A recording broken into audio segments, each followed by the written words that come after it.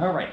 Welcome back. Good afternoon. Stories with AJ, episode 6. I'm your host, AJ, also known as Aj, also known as I Can Ollie Too.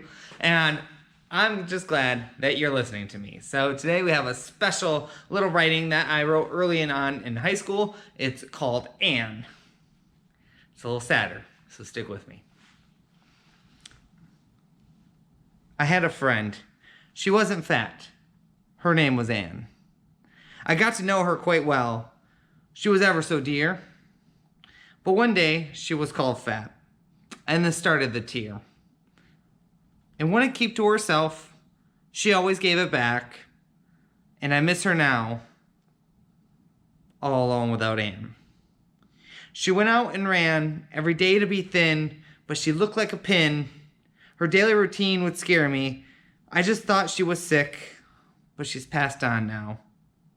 And I know why, while I sit and cry, I remember Anne. She wasn't fat.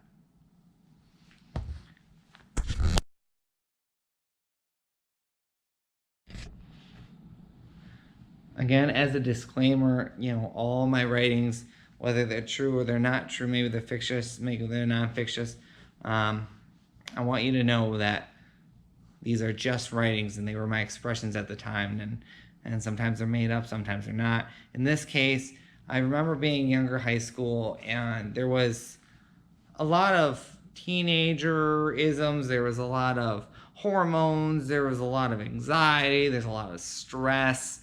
Everyone wants to fit in, everyone wants to be cool, and this is kind of younger high school, and I don't remember having too much of an issue with my weight. It was never really a big thing. I guess at the time, as a skater boy, right, you had the big old Janko jeans and you had the extra large, corn shirt, whatever. And as you get a little bit older, you can kind of change those designs a little bit. And maybe you don't, come on, mom, it's not a phase, right? But it's funny because that didn't affect me then. But I remember later on, high school, maybe even a little bit after, to quote, and I don't know if I can do this, but there was a band called the Natalie Fight, and one of their lyrics was, "Our girls, they look like boys, and our boys, they look like girls. It's a fashion," end quote. So, but that's true, and I remember it was like kind of the beginning days, like the emo, hardcore stages, and guys were wearing girl jeans. This is before skinny jeans were even a thing, believe it or not. And I remember always trying to have like the smallest size, and of course everyone wants to be a size 0, or it's just these impossible things. Oh, this belt loop, if I'm one more belt loop tighter, then I'm skinny. But it was just never enough. And you look back in photos now and you're like, man, I don't know what I was even thinking back then, but it's strange and it's funny to think about, but at the end of the day, it's not, because it's true and it's real. I've had family members that I've seen too that were a little bit, maybe not struggling, they wouldn't even come out and say it, but I've watched them like not eat. I've watched them try to just avoid meals altogether, come up with all the excuses. I'm not hungry. Oh, I'm so full from this one French fry that I ate. And I know it's peer pressure, and whether it's wrestling team, you gotta make a weight to be heavier, you need to make a weight to be lighter.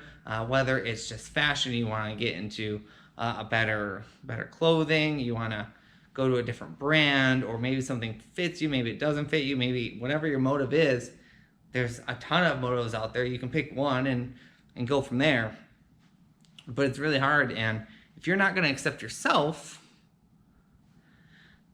you're going to have a hard time. And unfortunately, it's really hard to do that. Like, probably the hardest thing that you'll ever do, to be like, I love myself. Yes. But I digress. Going back there, you had those pressures, you had those teenage peer pressures, you had those feelings, you always wanted to be skinnier, or maybe you're trying to bulk up and you're just always trying to hit the gym and get bigger. You're just never satisfied with yourself. But high school was a very interesting, time, but nonetheless, we made it through, and we made it through alive, and that's always a good thing. But to write Anne, obviously weight was probably just now finally starting to come into my life as a light. And I do remember my friend Carl on the wrestling team fluctuating. I do remember those Natalie Fight lyrics. I remember the scene getting kind of weirder, but it was a normal weird. Can't explain it. Loved it at the time. Wouldn't trade anything. But just remember out there that it's whatever you are is what you are, and you know what? It's fine as long as you love you. That's the biggest obstacle you're going to come across, and once you do, it's totally worth it. Okay, so that's where I was at the time.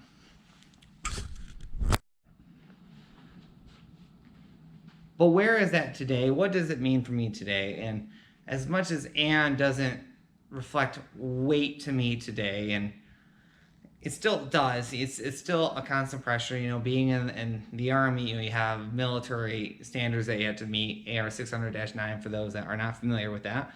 And so you constantly have to, make sure that you're in shape. You have to constantly make sure that you're staying active and you're watching what you eat. And it gets harder and harder, of course, today with, the fast foods, the monsters, the energy drinks, the amount of sugar that's in everything.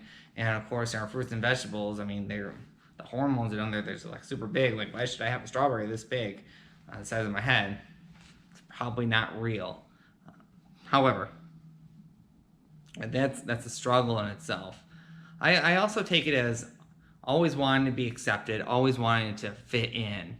And that's not easy. And even in today's world, let's take a look in the business world. How many times have you gotten an email out there and you see someone's signature block, mine included, Anthony Mellenfine, RFMP, okay, comma, PMP, okay, comma, MBA, comma, lead, comma, etc., etc. Okay, I could go on and on. And then you guys have people out there that have so many letters at the end of their name that they've practically created a new name. So, you're always trying to show off. You're always trying to, this is my accomplishment. This is who I am, and now I feel obligated, or maybe I do, or maybe I don't. But if my coworker now is certified in that, I need to step up my game. Or what can I do to make sure that I fit in? What can I do to make me look even better than what I already am? The other point there. Sorry, it's a little warm in here. The other point there is there was an end, right? So at the end of Anne died. So she constantly tried to fit in. She didn't love herself. She constantly wanted to get better, or I'm sorry, not better, but skinnier and skinnier and skinnier. However, it didn't work out well for her. And I do relate that today as stop trying to be somebody that you're not. Plain and simple. I have seen that on the guard side way too many times. Soldiers trying to fit in, they're trying to hurt themselves going to the gym. My last deployment overseas, I had 3 guys go home. Why? Because they were at the gym. They were trying to lift too much weight than what they're supposed to. They hurt their shoulder. They had to leave country. They had to get surgery. They can no longer serve in the Army. Just like that, their career done. So those are the types of things that we got to be mindful of, because otherwise they'll sneak up on us, and before you know it, your goal or your life or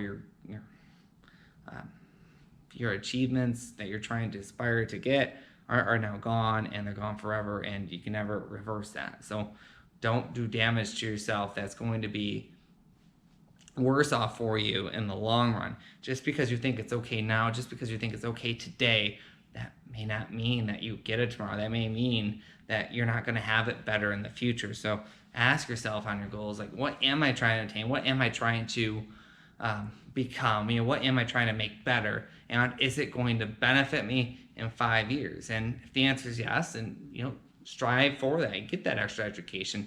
Get healthier. Watch your eating. Do what makes you better. Do what makes you happy. Do what makes you alive, right? Be alive. Yes. Because otherwise, no one's guaranteed tomorrow, right? No one is promised tomorrow. Nobody on earth. It's you. It's you today. It's you now. So come up with those goals, do them. But again, in 5 years, are you really going to benefit from it? If the answer is no, why? Is it unhealthy? Is it unreasonable? Is it going to damage something? Is it going to damage someone? Is it going to damage you? And if that answer is yes, then you really need to think about that. You need to have those discussions. You need to have the discussion with yourself. You need to have the discussion with a loved one. You need to have that discussion with a professional, because guess what? That's okay too. I've been there. I've done that. I still do. Not a big deal. I'm over it. You know why? Because I believe in myself. I believe in you. And it only takes one person to change the world. And with that, I'm going to end. I want you to go out there. I want you to do it. I want you to do great things because I believe in you. So good luck. I'll see you next week. We're going to talk about some old social media stuff. Maybe something called a journal or a live journal, something like that. Maybe some old social media. I'll let you guess. I'll let you decide. I'll let you listen in. I'll see you next week. Bye.